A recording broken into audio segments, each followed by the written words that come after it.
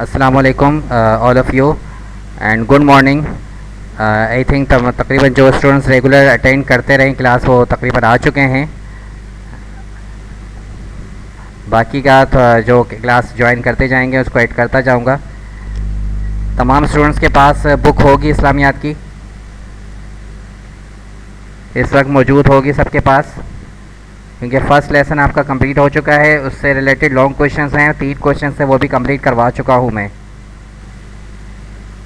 اب موضوعاتی مطالعے کا نیکسٹ چیپٹر سٹارٹ کریں گے ہم، جس کا عنوان ہے اللہ تعالیٰ اور اس کے رسول صلی اللہ علیہ وسلم کی محبت و اطاعت.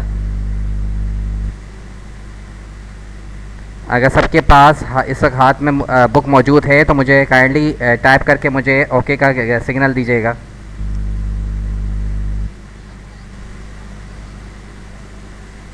میں کہہ رہا ہوں سب کے پاس اس وقت بکس موجود ہے اسلامیات کی.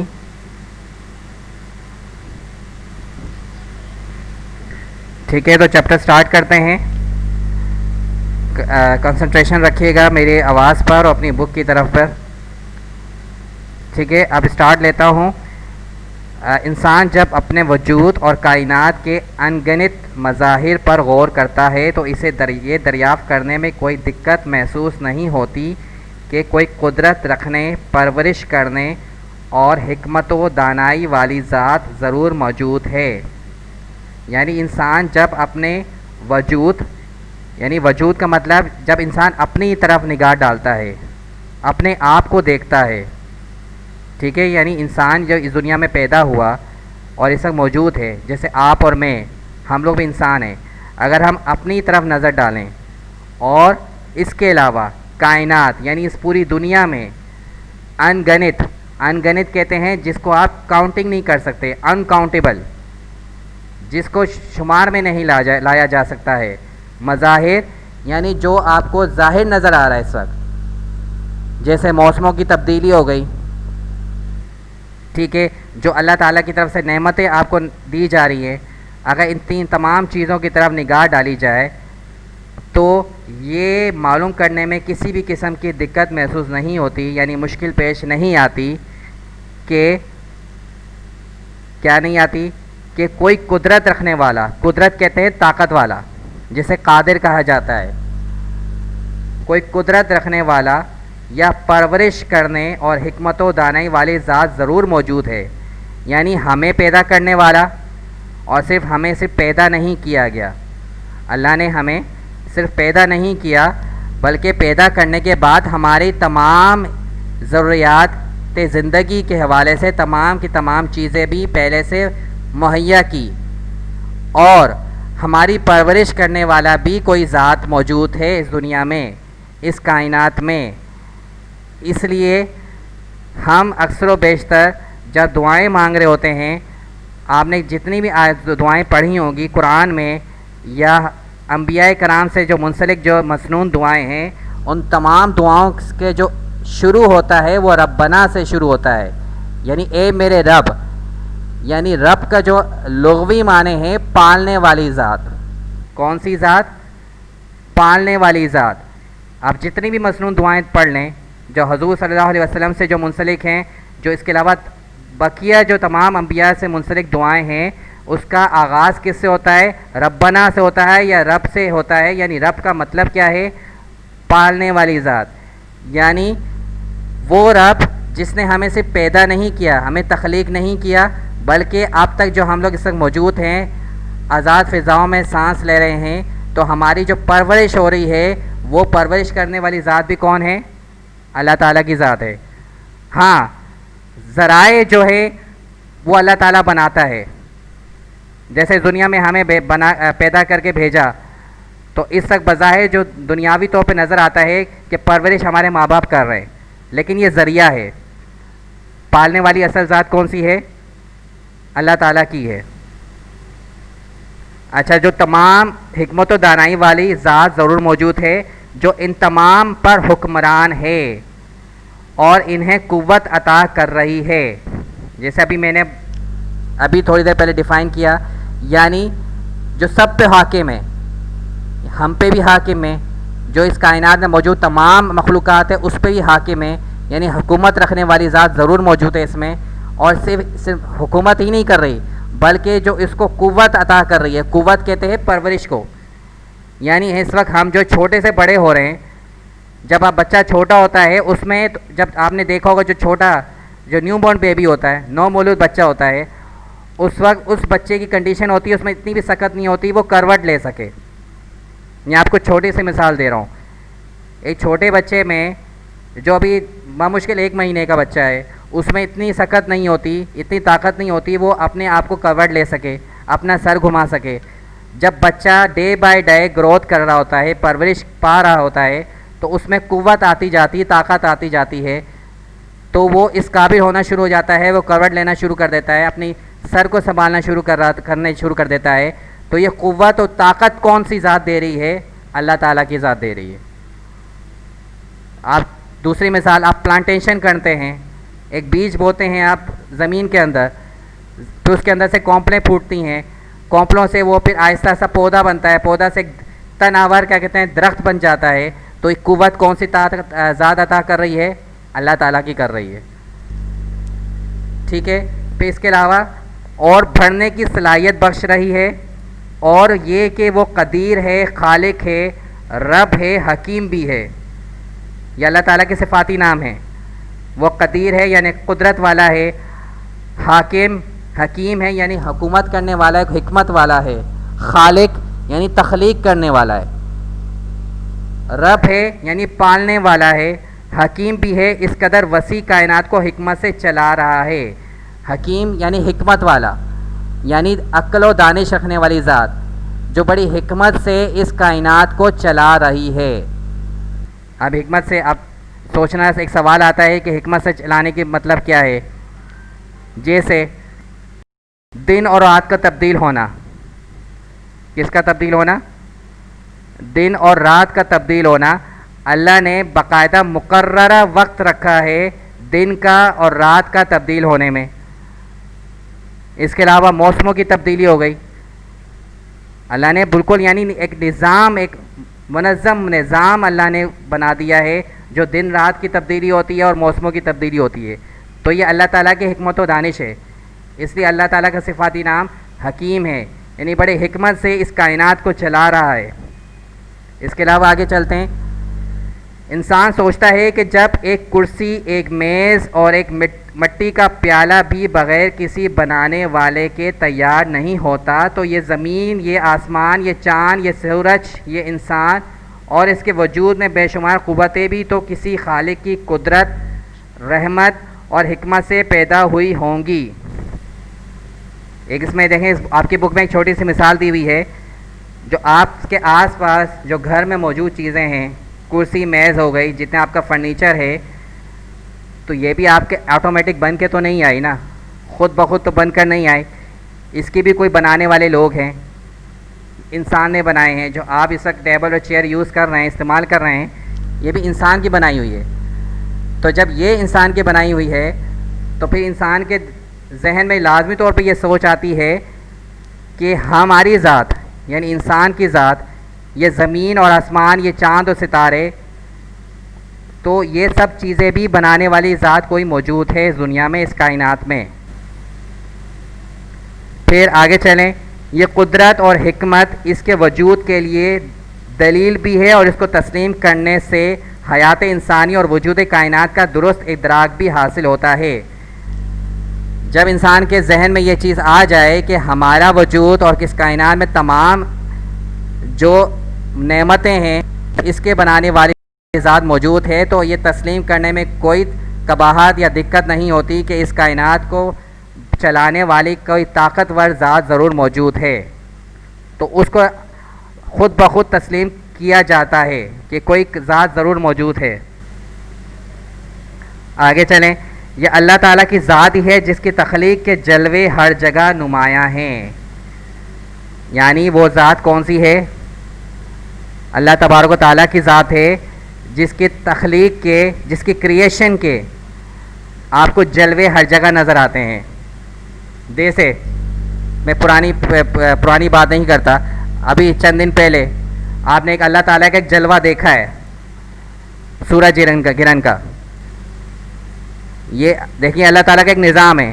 سورج گرہن دیکھا, وہ رنگ فائر آپ نے دیکھا ہوگا, کچھ جگہوں میں رنگ فائر آپ کے میڈیا میں دکھایا گیا ہے. یہ دیکھیں اللہ تعالیٰ کا ایک سسٹم ہے. تو انسان یہ پہ تسلیم کرنے پر مجبور ہوتا ہے کہ کوئی ذات ہے یہ تمام جو سسٹم چلا رہا ہے. یہ سورج گرہن ہونا, چاند گرہن ہونا, رات کا دن میں تبدیل ہونا, دن کا رات میں تبدیل ہونا, تو کوئی نہ کوئی ذات تو ضرور ہے جو یہ تمام سسٹم کو چلا رہی ہے. آگے کنٹینیو کرتے ہیں.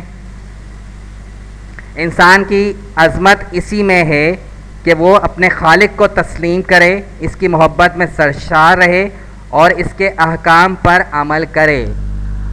تو جب انسان یہ ماننے پر مجبور ہو جاتا ہے کہ ہمیں پیدا کرنے والا, اس کائنات کو بنانے والا اور تمام نعمتیں عطا کرنے والی ذات جب موجود ہے, تو لازمی طور پہ یہ بھی ہم پر فرض ہے, واجب ہو جاتا ہے کہ اس ذات کے احکام پر عمل درآمد کیا جائے. ہم لیکن عموماً ہوتا الٹا ہے, یعنی ہم اللہ تعالیٰ کو, یعنی اس ذات جس نے ہمیں پیدا کیا اور ہمیں پال رہا ہے, اس ذات کو ضرور مانتے ہیں, تسلیم کرتے ہیں, لیکن اللہ تعالیٰ کی مانتے نہیں ہیں. یعنی اللہ تعالیٰ کو ہم مانتے ضرور ہیں, تسلیم کرتے ہیں, لیکن اس ذات کی مانتے نہیں ہیں. یہ فرق ہے. ایک اس ذات کو ماننا اور ایک ذات کی ماننا, دونوں میں فرق آ جاتا ہے. یعنی اس ذات کو تو ضرور تسلیم کرتے ہیں لیکن اس ذات کی مانتے نہیں, یعنی جو اس کے احکام ہیں, جو اس کے حکم ہیں, اس کو پر ہم عمل نہیں کرتے. قرآن مجید نے اسی جانب اشارہ کرتے ہوئے ارشاد فرمایا, سورہ بقرہ آیت نمبر 21 کا ترجمہ دیکھیے. اے لوگو, اپنے اس رب کی عبادت کرو جس نے تم کو پیدا کیا. اللہ تعالیٰ سورہ بقرہ میں کلیئر آپ کو حکم دے رہا ہے, ہمیں حکم دے رہا ہے کہ اے لوگو اپنے اس رب کی عبادت کرو جس نے تم کو پیدا کیا. یعنی جب ہمیں پیدا کیا ہے تو لازمی طور پہ ہمیں سجدہ شکر بھی ادا کرنا ہے, ہمیں اس ذات کا عبادت بھی کرنی ہے. دنیا میں ہمیں ایسے ہی نہیں بھیج دیا گیا. اب آگے اگلے پیراگراف میں دیکھیں. اب عبادت اور بندگی کا تقاضا ہے کہ پیدا اس نے کیا تو حکم بھی اسی کا مانو. ٹھیک ہے. آنکھ اس نے دی تو اس کی رضا کے مطابق دیکھو, کان اس نے عطا کیے تو اس کے فرمان کے مطابق سننے کی عادت ڈالو, سوچنے کی قوت اس پروردگار کی ہی عطا کرتا ہے تو ہر لمحہ اس کی ذات, قدرت اور اس کے احکام پر غور کرو. اب چھوٹی سی مثال دے رہا ہوں, دنیاوی ایک مثال دے رہا ہوں. ایک انسان دوسرے انسان پر کسی قسم کا احسان کرتا ہے, یعنی کسی انسان کے مشکل وقت میں اس کی مدد کرتا ہے. یہ آپ کو میں ایک چھوٹی دنیاوی مثال دے رہا ہوں. جیسے دو دوست ہیں, مشکل وقت میں ایک دوست دوسرے کی مدد کرتا ہے, ایک بہت انتہائی مشکل ترین وقت میں اس کا ساتھ دیتا ہے کسی بھی صورت میں, تو انسان کی ایک نیچرل ایک اس کی عادت ہے, تو اس کا احسان مند رہتا ہے اور آٹومیٹکلی اس کی ہر بات کو تسلیم بھی کرتا ہے, اس کو ترجیح دیتا ہے اپنے ہر معاملے میں. تو دنیاوی طور پہ جب ہم اپنے ساتھ والے, ہم جیسا ہی انسان کی ہر بات کو ماننے پہ مجبور ہوتے ہیں, اس کی ہر بات کو مانتے ہیں, اس کی ہر بات کو ترجیح دیتے ہیں, یہ سوچ کر کہ اس نے میرے فلاں وقت میں, میرے فلاں انتہائی مشکل ترین وقت میں میرا ساتھ دیا, تو وہ ذات حقدار نہیں ہے جس نے ہمیں پیدا کیا, جو ہمیں تا قیامت ہمارے مرنے دم تک ہماری پرورش کر رہا ہے, ہمیں پال رہا ہے. تو وہ ذات اس چیز کی حقدار نہیں ہے کہ ہم اس کی بندگی کریں, اس کی عبادت کریں. اگر اس ذات نے ہمیں دیکھنے کے لیے آنکھ دی ہے تو اس کے حکم کے مطابق ہم دیکھیں. اگر اس رب الکائنات نے اگر کان عطا کیے ہیں ہمیں, یہ نعمتیں آپ کی آنکھ اور کان عطا کیے ہیں, تو جو اللہ تعالیٰ نے سننے کا حکم دیا ہے وہ سنیں, اور جس سے منع کیا گیا اس سے ہم دور ہو جائیں. اس کے علاوہ اللہ تعالیٰ نے ہمیں دماغ دیا ہے, سوچنے کی صلاحیت دی ہے, تو اللہ تعالیٰ کے مظاہر کائنات کے بارے میں سوچیں, اس کی فکر میں لگیں. تو وہ ذات کیا اس چیز کی حقدار نہیں ہے؟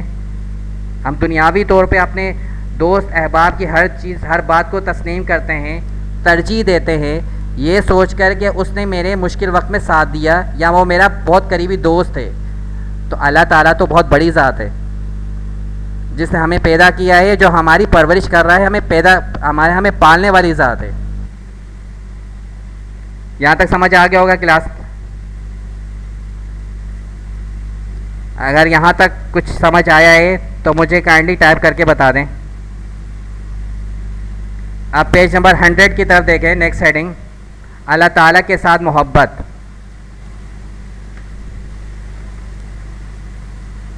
سوچ کا زاویہ کا یہ درست زاویہ محبت الہی کی دعوت دیتا ہے کہ کسی کا ایک معمولی حسن سلوک ساری عمر کی احسان مندی کا باعث بنتا ہے. ابھی میں نے آپ کو چھوٹی سی مثال دی تھی, وہ آپ کی بک میں بھی مینشن کر دی گئی ہے کہ سوچ کا یہ درست زاویہ محبت الہی کی دعوت دیتا ہے کہ کسی کا ایک معمولی سا حسن سلوک ساری عمر کی احسان مندی کا باعث بنتا ہے. یعنی آپ کا ساتھی, کوئی قریبی دوست آپ سے کسی وقت میں حسن سلوک سے پیش آتا ہے تو آپ اس کے ساتھ بڑے نرم طریقے سے پیش آتے ہیں, اس کا احسان مندی سے پیش آتے ہیں. ٹھیک ہے, تو جو زندگی بخشتا ہے اس کے لیے ساری عمر محبت کے جذبے پروان کیوں نہ چڑھیں. تو جب ہم اپنے دوست احباب جو ہمارے مشکل وقت میں, جو ہمارے بہت قریبی ہیں, جب ان کے لیے ہم اتنا اپنے آپ کو سرنڈر کرتے ہیں, اس کی ہر بات کو ترجیح دیتے ہیں, تو وہ ذات جس نے ہمیں زندگی بخشی ہے تو کیا ساری عمر اس کے لیے محبت ہم اپنے دل میں نہ رکھیں؟ وہ ذات اتنی حقدار تو ہے ہماری زندگی پر.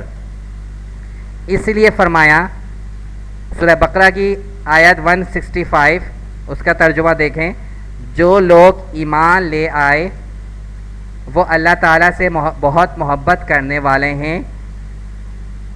ٹھیک ہے, دوبارہ دیکھیں, جو لوگ ایمان لے آئے وہ اللہ تعالیٰ سے بہت محبت کرنے والے ہیں. یعنی جو مومنین ہے, جو ان تمام چیزوں سے واقف ہے, اللہ تعالیٰ کی ذات سے, اللہ تعالیٰ کے احکام سے, تو لازمی طور پہ ان کے دلوں میں اللہ تعالیٰ کی محبت ضرور ہوتی ہے. ایمان کی تکمیل محبت کے بغیر ممکن نہیں, کیونکہ جس عمل میں محبت کی کار فرمائی نہ ہو وہ کھوکھلا اور بے توفیق ہوتا ہے. دیکھیں, محبت جو ہے صرف دعوے سے نہیں ہوتی. وہی اس بات میں مینشن کیا گیا ہے کہ ایمان کی تکمیل یعنی ہمارا ایمان ہے, اس کا مکمل ہونے کی جو علامت ہے وہ کیا ہے؟ محبت کے بغیر ممکن نہیں. یعنی ایمان ضرور ہے اللہ تعالیٰ پر, ہم مانتے ہیں اللہ تعالیٰ کی کو ضرور مانتے ہیں, لیکن اس کے لیے محبت نہیں ہے. جس سے محبت کرتا ہے اس کے فرمانبردار بھی ہوتا ہے. ایک قدرتی سی بات ہے, انسان جس سے محبت کرتا ہے دنیاوی طور پر تو اس کا فرمانبردار بھی ہوتا ہے. جیسے ہم اپنے ماں باپ سے محبت کرتے ہیں, کیوں؟ وہ ہماری دنیاوی طور پہ ہماری پرورش کر رہے ہیں, ہماری تمام ضروریات کو پورا کر رہے ہیں, تو ہمیں ایک انسیت ہوتی ہے, اپنے ماں باپ سے محبت ہوتی ہے, تو ہم لازمی طور پہ ان کی ہر بات کو مانتے ہیں, فرما برداری کرتے ہیں. یعنی محبت فرما برداری سے منسلک ہے. جب محبت جہاں ہوتی ہے وہاں فرما برداری بھی ہوتی ہے. تو جب اللہ سے محبت کا دعویٰ ہے تو اس کا فرما برداری بھی کرنا بھی ضروری بن جاتا ہے. یعنی صرف دعوے سے محبت نہیں ہوتی, اس کی فرما برداری بھی ہوتی ہے. تو پھر اللہ تعالیٰ سے محبت کا تقاضا ہے کہ اس کے احکام کو دل سے تسلیم کیا جائے اور پوری دل جمعی سے ان پر عمل کیا جائے. میں وہی بات کروں گا کہ اللہ کو ماننا اور اللہ کی ماننا دونوں میں فرق ہے. جب ہم اللہ تعالیٰ سے محبت کے دعوے دار ہیں تو اس کے احکام پر عمل کرنا بھی ہم پر لازم ہے. صرف عمل ہی نہیں, دل سے تسلیم کرنا اور دل جمعی یعنی دل سے, خلوص دل سے اس پر عمل کرنا, یہ محبت ہونے کا سب سے بڑی علامت ہے. اللہ تعالیٰ کی رحمت ہے کہ اس نے ہر دور میں انسان کی رہنمائی کے لیے انبیاء کرام مبعوث فرمائے. یعنی اللہ تعالیٰ کی یہ بھی بہت بڑی رحمت ہے کہ اس نے اپنی جو سب سے بڑی تخلیق, جو اشرف المخلوقات ہیں انسان, ان کی گائیڈ لائن کے لیے, ان کی رہنمائی کے لیے اللہ تعالیٰ نے اس دنیا میں انبیاء کرام کو مبعوث فرمایا, انبیاء کرام کو بھیجا, اور ان پاک لوگوں کو اپنے احکام کتابوں اور صحیفوں کی شکل میں عطا فرمائے. اور ان انبیاء کرام پر اپنی کتابیں نازل فرمائیں. ہمارے نبی حضرت محمد صلی اللہ علیہ وسلم اس سلسلہ ہدایت کے آخری پیغمبر ہیں. یعنی تقریباً 1,24,000 جو انبیاء کرام گزرے ہیں ان تمام نبوت کا جو خاتمہ کس پر ہوتا ہے؟ حضور صلی اللہ علیہ وسلم کی ذات پر. اور قرآن مجید جو آپ صلی اللہ علیہ وسلم پر نازل کیا گیا دائمی ہدایت کی کتاب ہے.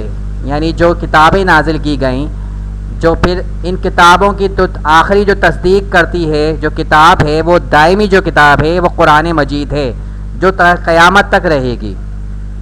انسان کے فلاح کے لیے آخری پیغام عمل ہے. یعنی اب اس دنیا میں تمام انسانوں کی فلاح یعنی کامیابی کا جو مین ذریعہ ہے جو اہم ذریعہ ہے وہ کون سی کتاب ہے؟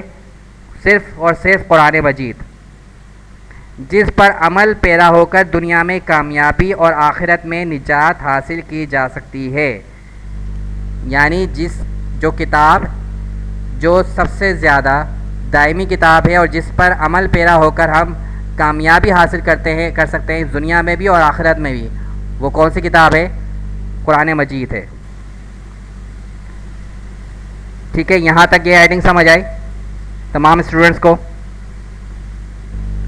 آگے کنٹینیو کرتے ہیں. رسول اللہ صلی اللہ علیہ وسلم کے ساتھ محبت. پہلے جو ٹاپک تھا وہ اللہ تعالیٰ کی ذات کو تسلیم کرنا، اس کے احکام پر عمل کرنا اور اس کے لیے محبت اپنے دل میں رکھنا. اس چیپٹر کا شروع کا ٹاپک تھا. اب ٹاپک آ جاتا ہے رسول اللہ صلی اللہ علیہ وسلم کے ساتھ محبت. رسول اللہ صلی اللہ علیہ وسلم کی محبت بھی ایمان کا تقاضا ہے. ایمان کا جو اولین تقاضا کیا ہے؟ رسول اللہ صلی اللہ علیہ وسلم کے لیے بھی اپنے دل میں محبت رکھنا. قرآن مجید نے اس محبت کا ذکر کیا. ارشاد ہوا سورہ احزاب آیت 6، نبی کرم صلی اللہ علیہ وسلم مومنوں کے لیے ان کی اپنی جانوں سے بھی زیادہ محبوب ہیں. کلیئرلی قرآن کہہ رہا ہے کہ نبی کریم صلی اللہ علیہ وسلم تمام مومنین کے لیے ان کی اپنی جانوں یعنی اپنی زندگی، یعنی ہمیں اپنی زندگی سے زیادہ جو سب سے زیادہ محبوب چیز ہونی چاہیے، محبوب ہونا چاہیے، وہ حضور صلی اللہ علیہ وسلم کی ذات ہونی چاہیے. آگے مومنوں کی جان اور رسول اللہ صلی اللہ علیہ وسلم کی محبت و اطاعت میں سے انتخاب کرنا پڑے تو مومنوں کو جان دے کر بھی محبت کا رشتہ برقرار رکھنا ہے. یعنی جب جان دینے کی باری آ جائے، یعنی اپنی جان یا حضور صلی اللہ علیہ وسلم کی ذات، ان دونوں میں سے کسی ایک کو منتخب کرنا پڑے تو اصل مومن وہی ہوتا ہے جو حضور صلی اللہ علیہ وسلم کی ذات کو منتخب کرتا ہے، جس کے لیے اپنی جان دے دیتا ہے. پھر ارشاد ہوا سورہ حجرات کی آیت نمبر 1، اللہ تعالیٰ اور اس کے رسول صلی اللہ علیہ وسلم سے آگے نہ بڑھو اور اللہ تعالیٰ سے ڈرتے رہو.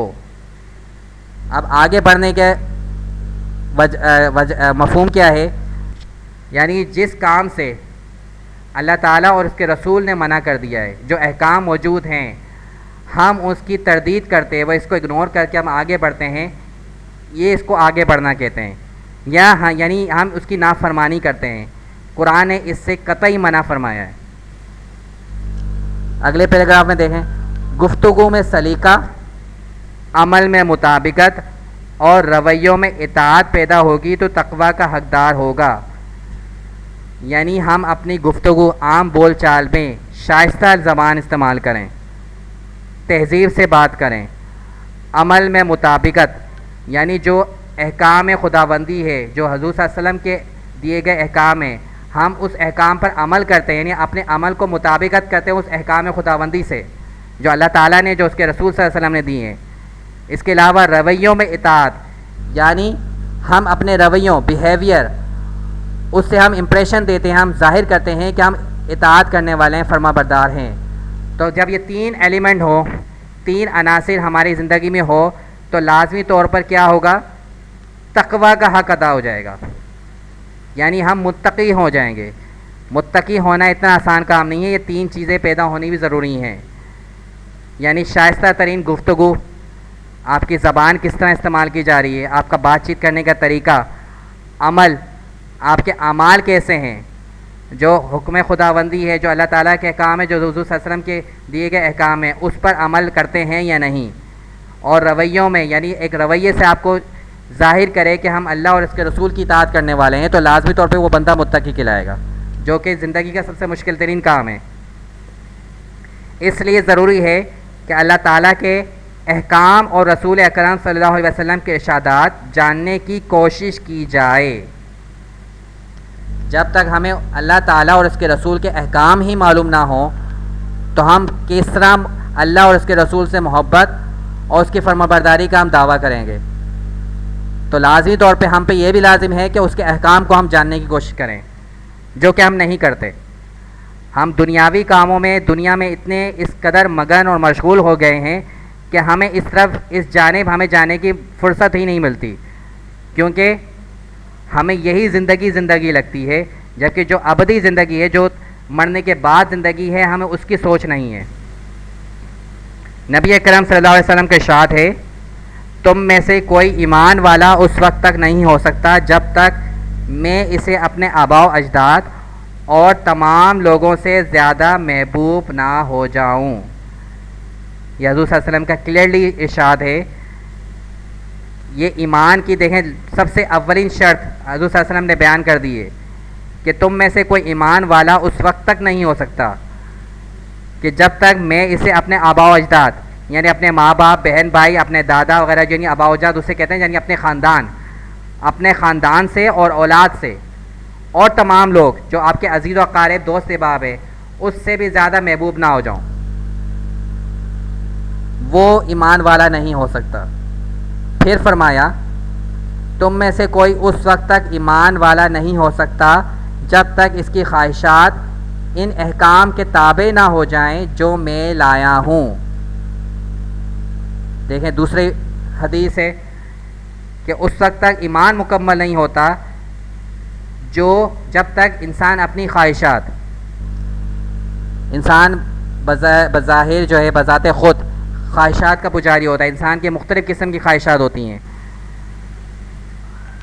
جو صحیح بھی ہوتی ہیں، جو کچھ غلط بھی ہوتی ہیں. ان تمام خواہشات، انسان کی تمام خواہشات تابع ہونا، یعنی جو حضور صلی اللہ علیہ وسلم کے احکام، خواہشات، جب تک وہ خواہشات حضور صلی اللہ علیہ وسلم کے احکام کے تابع نہ ہو وہ ایمان والا نہیں ہو سکتا.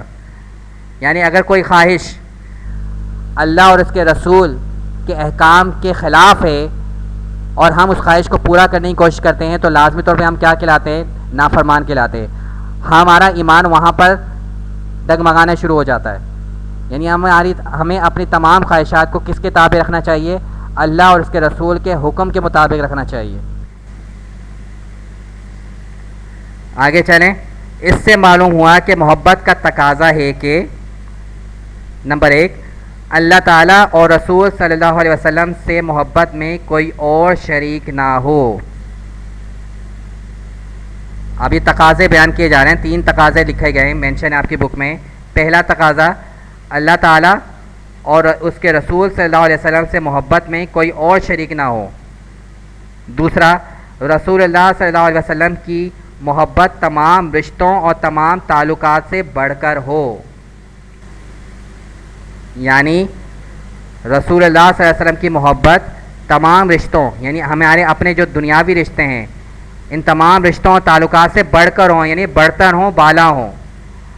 نمبر 3، رسول اللہ صلی اللہ علیہ وسلم سے محبت کا لازمی نتیجہ یہ ہو کہ آپ کے ارشادات کو تمام ذاتی پسند ناپسند پر ترجیح حاصل ہو. تیسرا تقاضا کیا ہے کہ آپ صلی اللہ علیہ وسلم کے جتنے ارشادات ہیں، جتنے احکام ہیں، انہیں ترجیح دی جائے، اس کو پریفر کیا جائے اپنی ذاتی سوچ اور پسند ناپسند پر. یہ ایمان کا تقاضا ہے. قرآن مجید میں اللہ تعالیٰ نے فرمایا سورہ محمد آیت 33 میں، اللہ تعالیٰ اور رسول اللہ صلی اللہ علیہ وسلم کی اطاعت کرو اور اپنے اعمال ضائع نہ کرو. یہ کلیئرلی قرآن مجید میں بیان فرمایا ہے کہ اللہ اور اس کے رسول کی اطاعت کرو، یعنی فرما برداری کرو اور اپنے اعمال ضائع نہ کرو. اپنے اعمال ضائع کرنے کا مطلب یہ ہے جب ہم اطاعت نہیں کریں گے تو ہماری جتنی بھی باقی نیکیاں ہیں جو ہم دنیاوی یا ریاکاری یا دنیا کو دکھانے کے لیے کرتے ہیں وہ اعمال ضائع ہو جائیں گے. جب ہم اللہ اور اس کے رسول کی اطاعت ہی نہیں کریں گے, ہم اس کے فرما برداری نہیں ہوں گے, تو ہمارے جتنے بھی اعمال چاہے اچھے ہیں یا برے وہ سارے کے سارے کیا ہو جائیں گے؟ ضائع ہو جائیں گے. یعنی اطاعت کے بغیر اعمال ضائع ہوتے ہیں. یہاں تک سب کو سمجھ آیا کلاس؟ کوئی کنفیوژن تو نہیں؟ کوئی سوال پوچھنا ہو؟ کوئی سوال پوچھنا ہو سوال پوچھ سکتے ہیں کلاس میٹرک. کوئی کنفیوژن اگر ہے تو. باقی میں ٹاپک انشاءاللہ کل کنٹینیو کروں گا. اب تک جہاں تک میں نے تھوڑا بریف کیا ہے اس ٹاپک کو, اس چیپٹر کو, وہاں تک کوئی اگر کوئی سوال پوچھنا ہو, دونوں سیکشن سے پوچھ رہا ہوں میں, بوائز اینڈ گرلس جو اس وقت کلاس میں جوائن کیے ہوئے جنہوں نے. کوئی سوال ہو, کوئی کنفیوژن ہو؟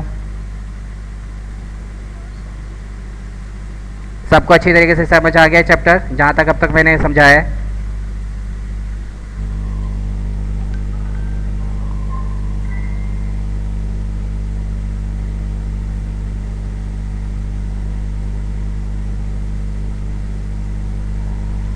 ٹھیک ہے, انشاءاللہ پھر کل اسی ٹاپک کو آگے کنٹینیو کریں گے انشاءاللہ. پھر نیکسٹ کلاس میں یعنی کل ملاقات ہوتی ہے. اس وقت کے لیے اجازت چاہتا ہوں. Thank you so much and اللہ حافظ آل آف یو.